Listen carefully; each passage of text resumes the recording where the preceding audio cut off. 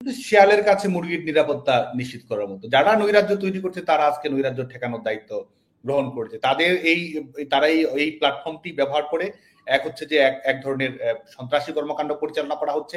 আওয়ামী লীগের নেতাকর্মী, ছাত্রলীগের নেতাকর্মীদের নৃশংসতা পরিচালনা করা হয়েছে।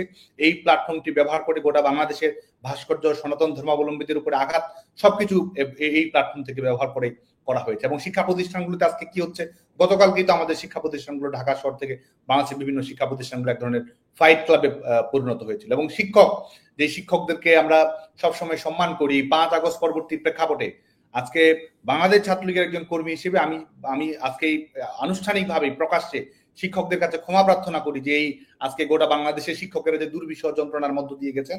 আজকে বিভিন্ন সরকারি স্কুল, বেসরকারি স্কুলের প্রধান শিক্ষকেরা শুধু তাদেরকে কিভাবে লাঞ্ছনা দিয়ে, কিভাবে অপমান করে, গঞ্জনা সহ্য করে তাদেরকে তাদের শিক্ষা প্রতিষ্ঠান থেকে বিতাড়িত করা হয়েছে।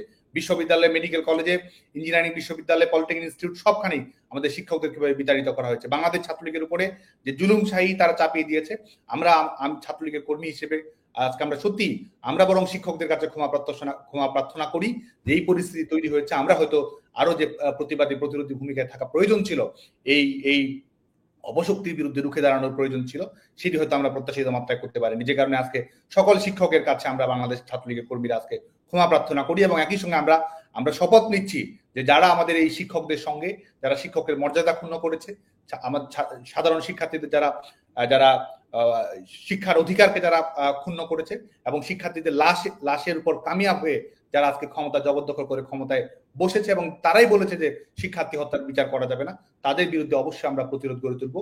এটি বাংলাদেশ ছাত্রলীগের শপথ। দাঙ্গা পরিস্থিতি তৈরি করেই তো তারা ক্ষমতায় এসেছে এবং যাদের হাতে রক্তের দাগ লেগে রয়েছে, যারা খুনি, তারাই আজকে কিন্তু সরকার গঠন করছে। এবং তারা যে খুনি সেটির প্রমাণ তো তারা নিজেদের অফিসিয়াল ডিক্লারেশনের মাধ্যমে প্রমাণ করেছে, যখন তারা এই জুলাই আগস্টের হত্যাকাণ্ডগুলো, যেখানে শিক্ষার্থীরা হত্যাকাণ্ডের শিকার হয়েছে, নাগরিক হত্যাকাণ্ডের শিকার হয়েছে, সনাতন ধর্মাবলম্বীরা সহিংসতার শিকার হয়েছে, সেটি যখন তারা অফিসিয়াল ডিক্লারেশনের মাধ্যমেই বলে যে ইন্ডেমনিটি দেয়, যে এটির সঙ্গে যারা সম্পৃক্ত তাদেরকে বিচারিক প্রক্রিয়ার আওতায় নিয়ে আসা যাবে না, তখনই তো প্রমাণিত হয় যে এটি এই হত্যাকাণ্ডগুলোর সঙ্গে, এই সহিংসতার সঙ্গে, এই খুনের সঙ্গে আসলে কারা সম্পৃক্ত রয়েছে। এবং শুধু তাই নয়, এগুলোর বিচার যে করা যাবে না, কোনো ধরনের আদালতে প্রশ্ন তোলা যাবে না, সেটা তো দূরের কথা। আমাদের আইন শৃঙ্খলা এতটাই ভেঙে পড়েছে যে আইন শৃঙ্খলা রক্ষাকারী বাহিনী একটি সিভিল ওয়ার চলাকালীন সময়ে একটি দেশে যে ধরনের সহিংসতা ঘটে তার চেয়ে বেশি ঘটেছে যখন আইন শৃঙ্খলা রক্ষাকারী বাহিনীর সদস্য কতজন আজকে মৃত্যু শিকার হয়েছে সেই পরিসংখ্যান দেওয়ার ক্যাপাসিটিও কিন্তু এই সরকারের নেই। সেই আইন শৃঙ্খলা রক্ষাকারী বাহিনীর সদস্য যারা তাণ্ডবকারীদের হাতে নিহত হয়েছে, তাদের বিচারও সে আইন শৃঙ্খলা রক্ষাকারী বাহিনী আইন শৃঙ্খলা রক্ষা করবে কই থেকে? তারা যে মৃত্যুর শিকার হয়েছে সেই মৃত্যুর বিচারও কিন্তু এই সরকার না করে দিয়েছে। আইনগতভাবেই সেই দরজাটি কিন্তু তারা বন্ধ করে দিয়েছে। এবং প্রতি মুহূর্তে যে রাষ্ট্রের থাকে নাগরিকদের সঙ্গে চুক্তি, আজকে একটি পরিবেশ পরিস্থিতি তৈরি করেছে এবং এই সরকারের তো জনগণের ম্যান্ডেট নেই, সাংবিধানিক বৈধতা নেই, বেআইনি একটা এনজিওগ্রাম সরকার, এসব তো রয়েছে, একটি ব্যর্থ সরকার, একটি পাপেট গভর্নমেন্ট চলছে, সেসব তো রয়েছে। কিন্তু এই সরকারের যে রাজনৈতিক ভিত্তিতে তারা তৈরি করার চেষ্টা করছে, তারা কিন্তু আজকে বাংলাদেশের রাজনৈতিক ম্যান্ডেট বা এক ধরনের রাজনৈতিক সমঝোতা তারা কাদের সঙ্গে তৈরি করার চেষ্টা করছে? যারা রেডিক্যাল গোষ্ঠী, যারা বিভিন্ন ধরনের সাম্প্রদায়িক সহিংসতার সঙ্গে জড়িত, যারা বাংলাদেশের সংবিধান, একটি কল্যাণধর্মী গণতান্ত্রিক মানবিক রাষ্ট্র ব্যবস্থায় বিশ্বাস করে না, সেই সব দিয়েই কিন্তু আজকে যমুনা সেখান থেকেই কিন্তু আজকে সচিবালয়, সেখান থেকে কিন্তু এই ডক্টর ইউনূসের অবৈধ সরকার আবৃত হয়ে রয়েছে। রেডিক্যালদের দ্বারা আবৃত হয়ে তারা, যাদের রাষ্ট্রীয় দর্শনই হচ্ছে যে যেখানে ধর্মের ভিত্তিতে জনগণের মধ্যে, নাগরিকের মধ্যে বিভেদ তৈরি করা, রাষ্ট্রীয়ভাবেই জনগণকে সেকেন্ড ক্লাস সিটিজেনকে, একটি ধর্মীয় পরিচয়ের কারণে সেকেন্ড ক্লাস সিটিজেন হিসেবে পরিগণিত করে দেওয়া। শুধুমাত্র কিন্তু সনাতন ধর্মাবলম্বীরা নয়, পাহাড়ে যারা জনগোষ্ঠী রয়েছে, বিভিন্ন নৃতাত্ত্বিক আদিবাসী জনগোষ্ঠী রয়েছে, তারাও কিন্তু আক্রমণের শিকার হয়েছে। ধর্মীয় পরিচয়ের কারণে আজকে আক্রমণের শিকার হচ্ছে, লিঙ্গীয় পরিচয়ের কারণে আক্রমণের শিকার হচ্ছে নারীরা। একজন নারী শুধুমাত্র তার লিঙ্গীয় পরিচয়ের কারণে তার আজকে এক ধরনের মোরাল পুলিশিং এর শিকার সে হচ্ছে এবং এক ধরনের সামাজিক পরিবেশ, এক ধরনের পুলিশিং তৈরি করা হচ্ছে, যেখানে সে কি পড়বে, কি বলবে, না কি করবে, সে ধরনের কিন্তু ডিকটেট করে দেওয়ার প্রবণতা আমরা প্রত্যেক মুহূর্তে দেখতে পাচ্ছি। তো গোটা বাংলাদেশে আসলে আজকে মৌলিক মানবাধিকার কুক্ষিগত করে রাখা হচ্ছে, একটি ব্যর্থ রাষ্ট্র ব্যবস্থা এখানে পরিচালিত হচ্ছে। মানুষের জানমালের ন্যূনতম নিরাপত্তা সেখানে নেই, শিক্ষা ব্যবস্থা পুরোপুরি ভেঙে পড়েছে এবং অর্থনীতি, যেটির মাধ্যমে বাংলাদেশের মানুষের যে জীবন জীবিকা চলবে, সেই ব্যবস্থাটাও কিন্তু পুরোপুরি ভেঙে পড়েছে বলে মনে হয়। বৈষম্য বিরোধী ছাত্র আন্দোলন এটি তো সরকারের একটি ডিপার্টমেন্টে পরিণত হয়েছে। সরকারকে ডিক্টেট করা বিভিন্ন ধরনের এবং আওয়ামী লীগের নেতাকর্মীদের উপরে নিধনযোগ্য কর্মসূচি পরিচালনা করা, কিভাবে হত্যা করা হবে সেটি নিয়ে প্রকাশ্যে বিবৃতি দেওয়া, এরাই কিন্তু আজকে এখানে এই তথাকথিত প্ল্যাটফর্মটিতে রয়েছে। এবং শিক্ষা ব্যবস্থার যে পরিণতি এই সরকার করেছে, এটি বাংলাদেশের অভিভাবকেরা, আমাদের বাবা মায়েরা এক ধরনের উদ্বেগের মধ্যে কিন্তু রয়েছে। এই এই চাকরির ইস্যু, কোটা চাকরির, সরকারি চাকরিতে কোটা নিয়োগের প্রক্রিয়াকে যে কেন্দ্র করে যে আন্দোলন, সেই আন্দোলনকে শিক্ষার্থীদের যে ব্যবহার করা হয়েছে, শিক্ষার্থীদের উপর লাশের উপর ভর করে 100টি লাশ পড়েছে, একজন উপদেষ্টা হয়েছে, 1000টি লাশ পড়েছে, একজন প্রধান উপদেষ্টা হয়েছে।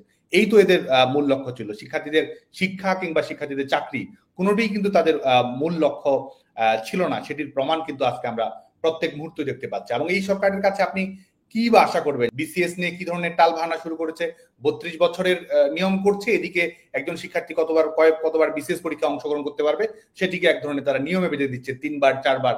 তার মানে চাকরির সুযোগটি কিন্তু শিক্ষার্থীদের আরো সংকুচিত করা হচ্ছে। 44তম বিসিএস এ একজন মৌখিক পরীক্ষা নেওয়া হয়েছে, আবার তারা ঘোষণা দিয়েছে নতুন করে তারা মৌখিক পরীক্ষা নিবে। 45তম বিসিএস এর পরীক্ষার দীর্ঘসূত্রিতা বাড়ানোর জন্য তারা কি করেছে সেটি তারা আবার তৃতীয় পরীক্ষকের কাছে যেন ফলাফল পরীক্ষা খাতা পুনর্মূল্যায়ন করা হয় সেটি বলছি। 46তম বিসিএস এ আপনি অবাক হবেন যে 46তম বিসিএস এ যারা উত্তীর্ণ হয়েছে, এরপরে আরো যারা ছিল, আরো অধিক সংখ্যক যারা উত্তীর্ণ হয়নি তাদেরকে নতুন করে উত্তীর্ণ ঘোষণা করা হয়েছে। যারা উত্তীর্ণ হননি তাদেরকেও মৌখিক পরীক্ষা অংশগ্রহণ করার জন্য, লিখিত পরীক্ষা অংশগ্রহণ করার জন্য উত্তীর্ণ হিসেবে ঘোষণা করা হয়েছে। তো এই সরকার তো এভাবেই পরিচালনা করছে। এবং আজকে আমাদের শিক্ষা প্রতিষ্ঠানগুলোতে 2-3 মাস তো কোনো ধরনের শিক্ষা কার্যক্রমই চলেনি। আর বাংলাদেশ ছাত্রলীগের কর্মকাণ্ডের কথা যদি বলি, উঠতে বসতে ফ্যাসিস্ট দমন করা, মৌলিক মানবাধিকার, এই সব কথা বলতে বলতে যারা প্রত্যেক মুহূর্ত দিনাতিবাদ করতো, আজকে তারা সরকার এই অবৈধ সরকার নিষেধাজ্ঞা দিয়ে একটি ছাত্র সংগঠনকে এটি নিষিদ্ধ করেছে। তো তারা কোথায় বিশ্বাস করে? মৌলিক মানবাধিকারে, গণতন্ত্রে, বাক স্বাধীনতায় কোথায় তারা বিশ্বাস করে? এবং গোটা পৃথিবীর কাছে আমরা যে দৃষ্টান্তটি নিয়ে আসতে চাই, আজকে আমরা সহিংসতার কথা বললে আফগানিস্তান, ফিলিস্তিন কিংবা অন্যান্য জায়গায় কথা বলি, সেখানকার শিশুরা, ছেলেমেয়েরা কি ধরনের বিপর্যয়ের মধ্যে রয়েছে। হসপিটাল, ছেলেমেয়েরা হসপিটালে বেশিরভাগ সময় কাটাতে হচ্ছে। বাংলাদেশের এই মুহূর্তে শিক্ষার অধিকারের কথা যদি বলি, ঠিক এই মুহূর্তে বাংলাদেশে 1 লক্ষের অধিক শিক্ষার্থী রয়েছে যারা পরীক্ষায় অংশগ্রহণ করতে পারছে না। 5 লক্ষ থেকে 10 লক্ষ শিক্ষার্থী রয়েছে যারা নিয়মিত শিক্ষা কার্যক্রমে অংশগ্রহণ করতে পারছে না, শুধুমাত্র একটি তার রাজনৈতিক, তার যে ফ্রিডম অফ এক্সপ্রেশন রয়েছে, ফ্রিডম অফ পলিটিক্যাল রাইট রয়েছে, সেটির কারণে তাকে তার শিক্ষার অধিকার থেকে বিচ্ছিন্ন করে দেওয়া হয়েছে। শিক্ষকদের উপরে, একজন শিক্ষক আজকে এই আমাদের স্বাধীনতার পরবর্তী সময় থেকে কখনো হয়নি যে একজন শিক্ষক তার রাজনৈতিক বিশ্বাসের কারণে, একজন শিক্ষক তার মতামতের কারণে তিনি আজকে ক্লাস পরীক্ষা নিতে পারছেন না। আমাদের ঢাকা বিশ্ববিদ্যালয়ের কথাই যদি বলি, ঢাকা বিশ্ববিদ্যালয়ে একজন তথাকথিত শান্তিতে নোবেলজয়ী ক্ষমতা দখল করেছেন। এই বিশ্ববিদ্যালয়ের অনেকেই আজকে উপদেষ্টা পরিষদে রয়েছেন। সেখানে সেই বিশ্ববিদ্যালয়ে আজকে 300 থেকে 400 শিক্ষক ক্লাস পরীক্ষা, কোনো ধরনের তার কোনো একাডেমিক ফ্রিডম নেই, সেখানে কার্যক্রমে অংশগ্রহণ করতে পারছে না। গোটা বাংলাদেশের বাস্তবতা হচ্ছে এটি। মেডিকেল কলেজগুলোতে আমাদের ছেলেমেয়েরা, সবচেয়ে মেধাবী শিক্ষার্থীরা সেখানে লেখাপড়া করে, আমাদের পরবর্তীতে দেশ এবং জাতির সেবায় নিয়োজিত হয়। সেখানে 5-6 বছর গেছে, লেখাপড়া শেষ করেছে, ইন্টার্নশিপ যাচ্ছে। প্রত্যেকটি মেডিকেল কলেজ থেকে 70 থেকে 100 জন করে শিক্ষার্থীর হয় ছাত্রত্ব বাতিল করা হয়েছে, না হলে এদেরকে 5 বছর মেয়াদী শাস্তি, 10 বছর মেয়াদী শাস্তি, বহিষ্কার, এসবের আওতায় নিয়ে কি অপরাধ তারা করেছে। এই হচ্ছে গোটা বাংলাদেশে আজকে কিন্তু যে ন্যূনতম শিক্ষার অধিকার হোক, মৌলিক অধিকার হোক, মানবাধিকার হোক, সবকিছুকে কিন্তু কুক্ষিগত করা হয়েছে। এবং আমাদের যে মুক্তিযুদ্ধের অঙ্গীকার ছিল গণতন্ত্র, মুক্তিযুদ্ধের অঙ্গীকার ছিল সমতা, মুক্তিযুদ্ধের অঙ্গীকার ছিল যে আমরা একটি ধর্মনিরপেক্ষ মানবিক মূল্যবোধে এই দেশকে আমরা গড়ে তুলবো, সেটিকে আজকে কিন্তু একবারে ছিন্ন বিচ্ছিন্ন করে ফেলা হয়েছে।